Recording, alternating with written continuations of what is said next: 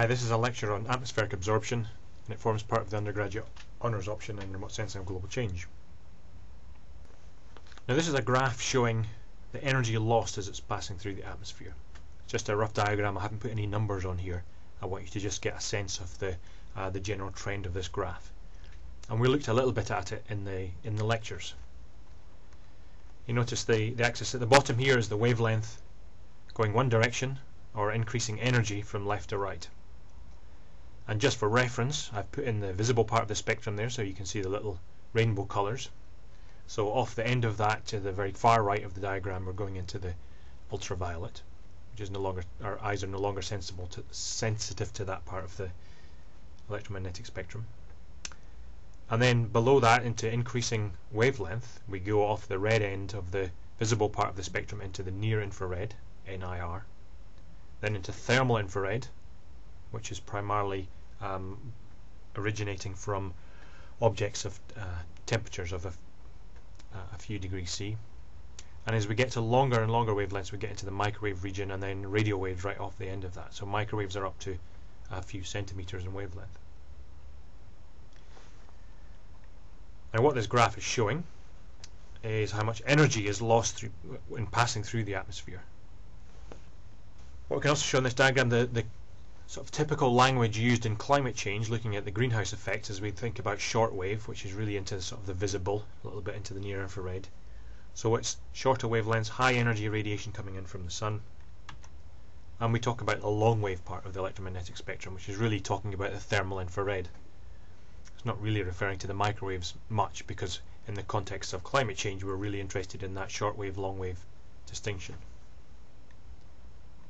And you'll notice that this diagram effectively encapsulates the greenhouse effect, is that shortwave radiation gets through the atmosphere, so this curve is very low down, lots of energy gets through.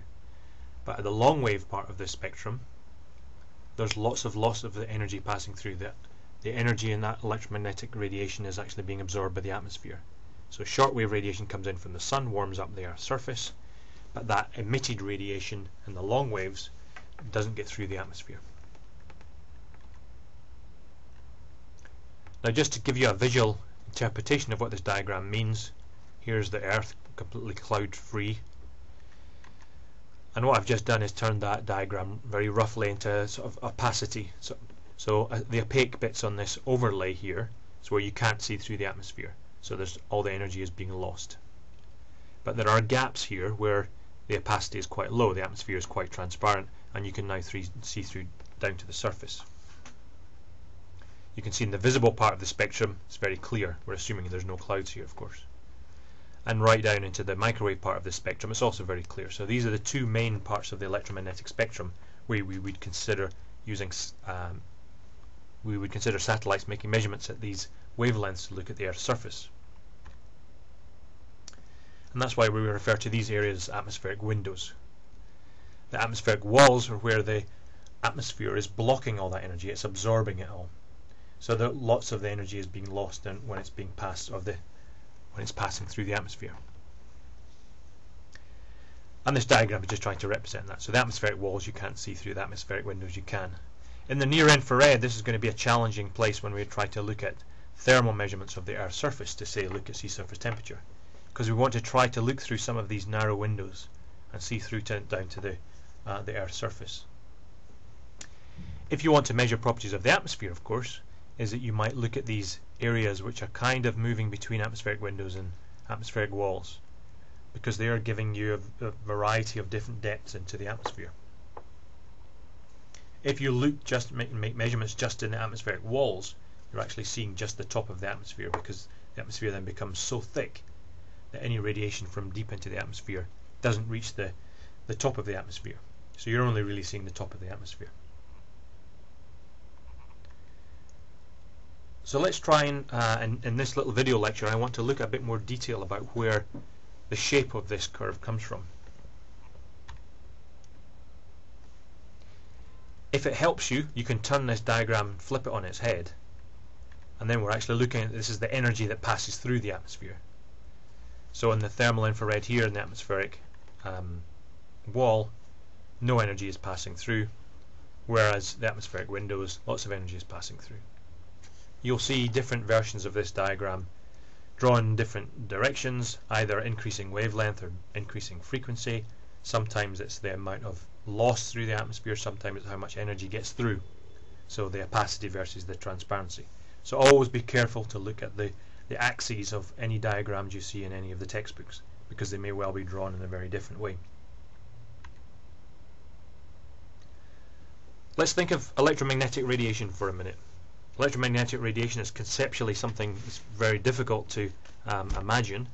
Sometimes it's possible to model it as a wave. Okay, so we just think of some kind of wave field. Sometimes it's easier to consider them as particles, which we call photons. So the energy is moving through space in little particles. In actual fact, for many applications, especially when looking at atmospheric absorption, we have to try to think of it as a combination of the two. So in some sense you can think of little packets of waves. Another very simplistic way, and I'm just going to use this as one little tool to try to explain atmospheric absorption, is to think of, or to visualize these little wave packets as being little blobs of energy that are vibrating at different frequencies. So I've coloured them differently to sort of emphasize that they're different wavelengths, and they're also oscillating here at slightly different frequencies. So the red one's going slowest and the blue one's going fastest. So the blue one has got a bit more energy than the red one, and the orange one is sort of somewhere in between. And to conceptualize these as electromagnetic radiation, you have to think of them as flying through the air, or flying through space. Then you can conceptually think of, say, a molecule or an atom that has a preferential frequency. So much like the making the glass sing in the lecture, this particular object, this molecule or atom, has a particular frequency that it likes to oscillate at. So if these little packets of electromagnetic radiation are passing by, if that frequency is too, if the energy is too high, or the energy is too low, so the frequency is too low, it doesn't do anything. It doesn't interact with this molecule or atom at all. And it will only be when an electromagnetic photon comes along that's of just the right frequency that it will start to oscillate in its natural energy state. We can expand that to think of molecules, or collections of molecules, and you can imagine that if we combine this orange one and the blue one, then the longer wavelength, the red oscillations don't interact at all, but it will still interact with the orange ones here and absorb that energy. Different frequencies, if it doesn't match either of those energy states, it won't interact with it. So it requires just the right frequency in order to interact in such a way that the energy is absorbed by the molecule. And in this case there's two different energy states that this molecule will absorb. The other thing to realize, of course, is that when this molecule actually contains this energy, if it releases the energy as a photon, it goes back to its original state, and the photon that releases is of the corresponding frequency or energy. So in this case it emits two different frequencies. Here's an actual molecule. Now this is carbon dioxide. So one carbon atom in the middle, two oxygen atoms bound to it on either side. And just to illustrate kind of what we mean here in terms of the energy states in a more physical sense, is that here we have the carbon dioxide molecule oscillating in a symmetric way. It can also oscillate in an asymmetric way, and these two energy states are slightly different. So these would correspond to absorption or emission of particular frequency photons. And in fact this molecule can also vibrate in a third way. So in terms of vibrational states, there's three different vibrational states that this molecule can be in, and that corresponds to three different frequencies.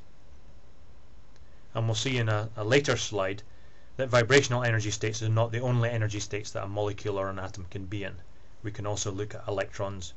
It can also be rotational energy states. At the very high energy end of the electromagnetic spectrum, we're actually looking at energy states of the nucleus of the individual atoms. So here we are back at this diagram. And again, just to check that what we're actually plotting here, this is how much energy is lost. So it's the attenuation or the absorption through the atmosphere.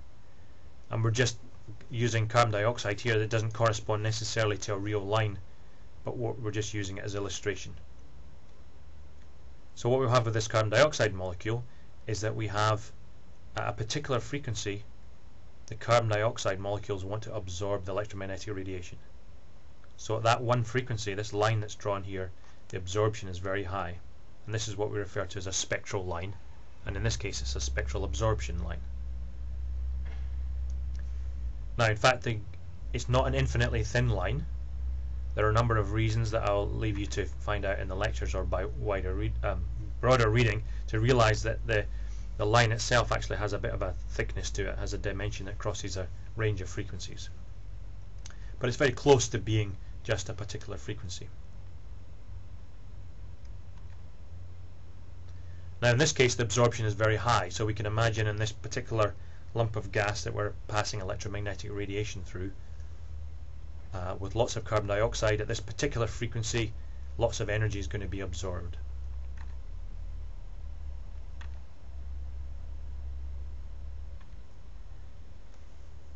If you don't have quite so much carbon dioxide, there's less absorption. There's less density of molecules to actually absorb the electromagnetic radiation. So if we were to plot the absorption line for a lower concentration of carbon dioxide, we'd see that the line had dropped. And hopefully you can see that this is our first stage here to looking at how you might measure some of the chemistry of the atmosphere. Because if you look at the absorption through the atmosphere, if there's a great deal of absorption at that particular frequency, you know there must be lots of carbon dioxide. If there's not so much absorption, then there can't be quite so much carbon dioxide. So in some sense we're starting to get a measure of the concentration of the gases in the atmosphere. And of course the actual atmosphere has a number of different chemicals in it. It's primarily nitrogen, but there's lots of water vapor. There's also molecular oxygen, we have ozone, there's also a number of gases, carbon dioxide, methane, which we refer to as greenhouse gases, of course. So a number of these lines, this looks like a very complicated diagram, but of course it's actually just the overlapping lines of lots of different chemicals in the atmosphere. So there's some carbon dioxide lines, there's lots of water vapor lines, and in fact this large atmospheric wall in the middle here in the thermal infrared actually corresponds to a vast number of water vapor lines that overlap so much that it almost becomes a continuous block of absorption. There's also another couple of a handful of lines from oxygen, both as molecular oxygen O2, but also ozone, which is three oxygen molecules. And in amongst there's also a number of different lines corresponding to different chemistry of the atmosphere. So what we're seeing in this diagram is actually the chemistry of the atmosphere, the absorption lines of each of the chemicals in the atmosphere absorbing at particular frequencies, and when you all overlap them all together, you get what looks like a rather more complicated diagram. It's this reason, of course, that we get the greenhouse effect, because it's the water vapor that's the major greenhouse gas, but also things like carbon dioxide, which if you increase the carbon dioxide, you're increasing the amount of absorption through the atmosphere at those particular frequencies, and many of the carbon dioxide absorption lines are in the thermal infrared or into the near infrared.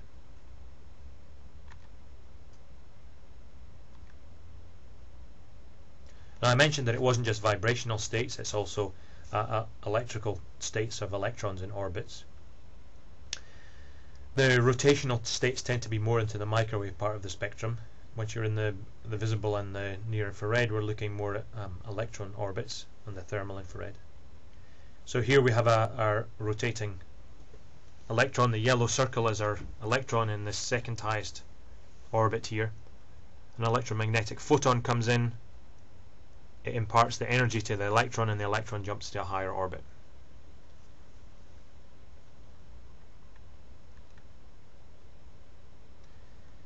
Now, in this particular mock-up atom that I've drawn, the red circle in the middle here is the nucleus of this atom. The electrons in these different orbits, there's 4 different electron orbits. There's 3 different jumps that this electron can do, going from one orbit to the next highest orbit. And because these orbits are actually fixed, and that the energy jump from one orbit to the next is a very discrete quantity, each of these jumps corresponds to a particular frequency. It's a particular energy, so it must be a particular frequency. But it can also jump up 2 orbits at one time, or even from the lowest orbit to the highest orbit in a single jump. So altogether there are actually 6 different energy jumps here, and therefore there are 6 different absorption lines. So any of these energy jumps can be induced by an electromagnetic wave if it has the right frequency that corresponds to each of these energy jumps. The same is also true of the emission. So this electron orbiting here in the highest orbital shell, if it drops down to the second highest, it emits an electromagnetic wave. So it emits a photon of the particular frequency that corresponds to the energy of that jump.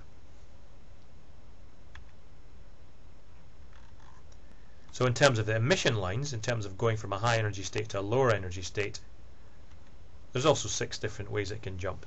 And the highest energy jump here is from the outermost orbit to the innermost orbit.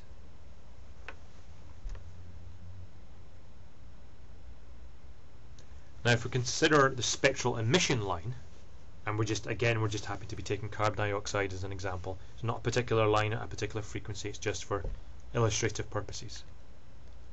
You'll notice again that we've now changed the axis here. So this is the energy emitted by the atmosphere, not absorbed. This is how much is emitted. So if you use a passive sensor to measure how much electromagnetic radiation is coming from the atmosphere, this is what we're going to plot here. Again, it's not an infinitely thin line. It's got some width to it. And again, as you might imagine, if you increase the concentration of carbon dioxide, if you have a high concentration of the gas that you're looking at, you will get lots of emission. There's far more molecules there to actually emit electromagnetic radiation. And if you don't have quite so much carbon dioxide, you don't have quite as much emission. The problem we have, and not one that I'm going to solve in this video,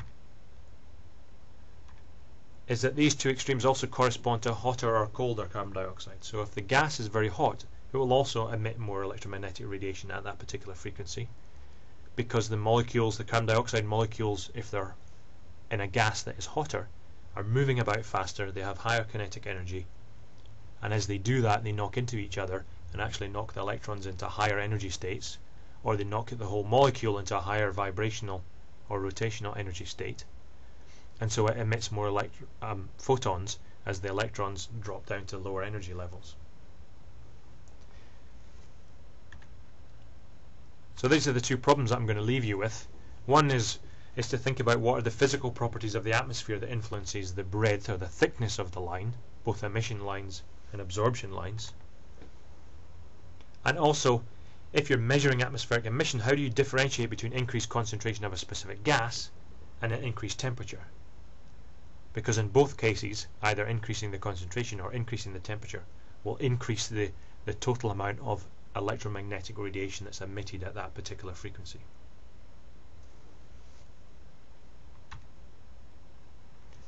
Okay, and that ends that brief introduction to atmospheric absorption. But there's some key ideas and concepts that you really need to understand in this lecture that help to explain how it is we're actually going to measure the concentration and or the temperature of the atmosphere.